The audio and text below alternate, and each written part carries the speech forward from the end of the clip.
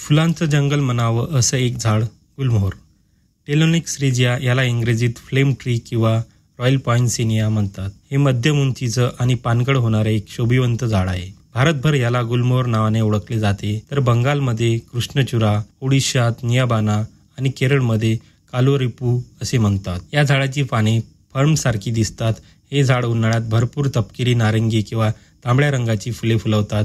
फुल मोठी 8 ते 11 सेंटीमीटर व्यासाची असून 5 पाकळ्या असतात. त्यातील एक पाकळी थोडी मोठी, पिवळसर आणि ठिपक्याची असते. फुले शाखांच्या टोकावर कोंब्यासारख्या झुपक्यामध्ये येतात.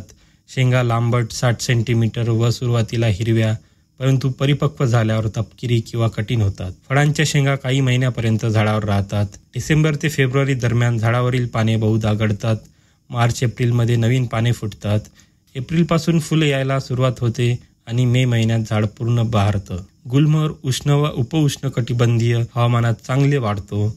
याला थोडी खारटपणा सहन करण्याची क्षमता असते.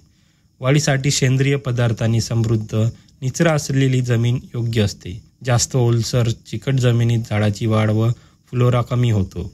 फुले जास्त यावीत यासाठी झाडाला थोडी कोरडी परिस्थिती ठेवली तर चांगले. बियापासून लागवड केली जाते. बिया 24 तास कोमट पाण्यात भिजवून किंवा त्याच्या टोकाला थोडं छिद्र पाडून थेट लावल्या जातात. गुलमोहर हे शोभेचे झाड म्हणून लावले जाते. यांची फांद्या रुंद असतात आणि पानांचे प्रमाण जास्त असल्यामुळे घन सावली निर्माण होते. त्यामुळे उष्ण हवामानातील सावली झाड म्हणूनही याचा उपयोग होतो.